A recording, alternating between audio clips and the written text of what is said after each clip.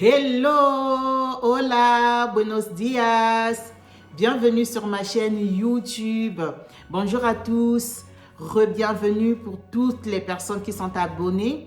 Et ceux qui ne sont pas encore abonnés, abonnez-vous, likez, commentez. Ici, on parle de la prévention de la santé d'une manière générale. Donc aujourd'hui, on va parler des soignants qui sont méprisés, qui ont accepté d'accompagner, d'aider les patients à l'hôpital d'une manière ou d'une autre, sans qu'ils ne soient des médecins ou des infirmiers, mais ils vont porter leur contribution à la rémission, à la guérison, à la convalescence d'un patient. Alors, d'où vient ce mépris de ces personnes qui n'ont pas les diplômes comme un médecin? Et donc, qu'est-ce qu'ils font à l'hôpital? Qu'est-ce qu'ils vont t'apporter, toi, en tant que patient, quand tu es à l'hôpital?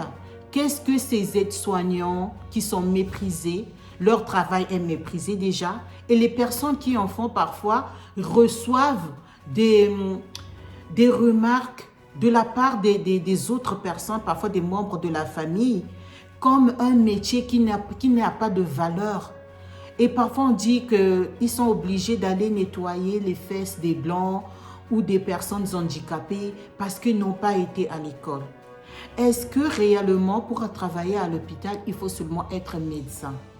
Est-ce que tout le monde était appelé à être médecin? Est-ce que si tout le monde est médecin, les autres petites choses qui ont besoin d'être faites, est-ce que cela va se faire parce que vous tous, vous êtes des médecins et vous tous, vous avez envie de gagner très bien votre vie? Aucun médecin n'accepterait, par exemple, de venir nettoyer la chambre du patient, sachant qu'il est médecin. Et on a le droit de les respecter par rapport aux grandes études qu'ils ont faites. Ils ont sacrifié le temps parce que c'est un métier qu'ils ont voulu faire. Ils se sont donné les moyens et ils sont médecins. Alors, quand on parle des soignants à l'hôpital, on voit surtout les aides-soignants, les aides au personnel, soit à la maison ou dans les maisons de retraite, dans les endroits où il y a des enfants ou des adultes handicapés. Donc, il y a des animateurs qui viennent pour aider ces patients parfois plus âgés, qui vont venir leur faire la diversion pour qu'ils ne soient pas tristes dans leur maladie. Parfois, ce sont des enfants handicapés et comme le médecin qui pose le diagnostic ne va pas tout faire, il y aura des infirmiers qui vont être avec eux, parfois H24, les infirmiers pour les aider à mieux prendre leurs médicaments, à mieux prendre leur température, tout ce qu'on appelle les signes vitaux. Donc ça, c'est la partie de l'infirmier. Ce que font les aides-soignantes, ils sont en train d'aider les infirmiers pour que ces patients-là, peu importe le patient, puissent retrouver sa forme d'avant. Donc, ils sont nécessaires, ils sont importants, même s'ils n'ont pas fait un bac plus 5 ou 10, qu'à cela ne tienne. Ce sont des postes et des personnes qu'on devrait valoriser. Parce que sans eux, les médecins et les infirmiers seront en burn-out. Ils seront fatigués parce qu'eux-mêmes, ils doivent s'occuper du patient avec leur maladie. Les mêmes personnes doivent nettoyer par exemple la chambre. Ils doivent aussi changer les linges du lit. Ils doivent nettoyer. Alors, c'est pour cela qu'il y a des gens à pouvoir faire ce travail-là. Ce ne sont pas des sous-personnes. Ce ne sont pas des métiers à sous-estimer, ou bien au contraire, eux aussi, ils contribuent d'une manière ou d'une autre à votre développement et à votre rémission. Quand vous êtes à l'hôpital, par exemple, vous allez occuper une chambre. Il y a certaines personnes, certains patients qui ont une maladie longue durée. Ils sont obligés de rester à l'hôpital des mois et des mois. Ces maladies, ça peut être le cancer, des maladies du système respiratoire, les personnes qui font des AVC, donc qui sont parfois intubés, c'est-à-dire qu'ils ne respirent plus d'eux-mêmes, ils sont obligés de respirer à travers les machines. Il y a des personnes qui vont faire ce qu'on appelle, qui ont des problèmes des reins. Donc, ils doivent être à l'hôpital tout le temps. Parfois, ils sont hospitalisés parce qu'ils doivent faire des dialyses et ils ont besoin de ces personnes. Il faut que la chambre soit propre d'abord. Et pour que la chambre soit propre, ce n'est pas l'infirmier ni le médecin qui viendra nettoyer cette chambre. Ça doit éviter la contamination. Il y avait un autre patient qui était là, qui avait ses problèmes, qui avait sa maladie, qui avait son organisme. Et pour qu'un autre patient vienne dans cette chambre, il y a des précautions à prendre.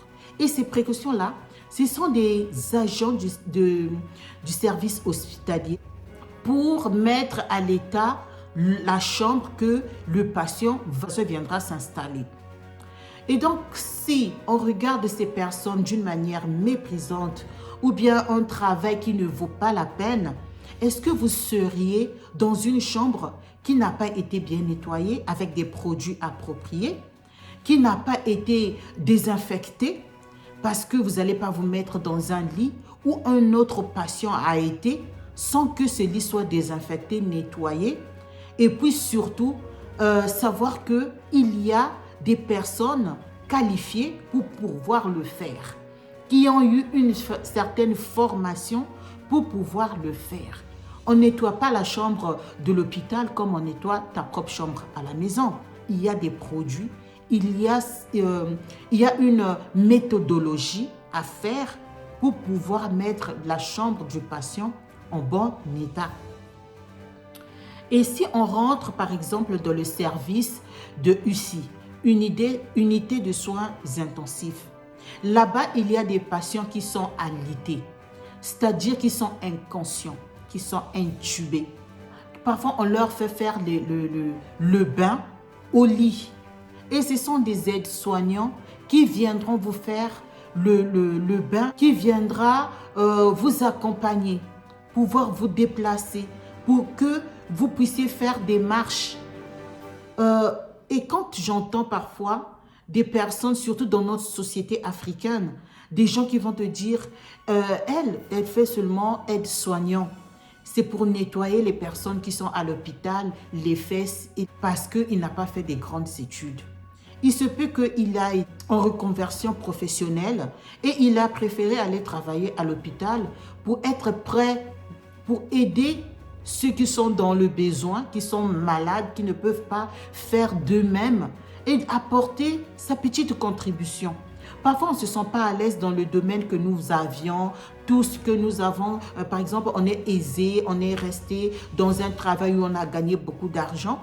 Et à un moment donné, une personne dans ta famille, ça peut être ton enfant, ton mari, ta femme, un membre de ta famille que tu aimais beaucoup, tu l'as vu souffrir et il n'avait pas de soins appropriés.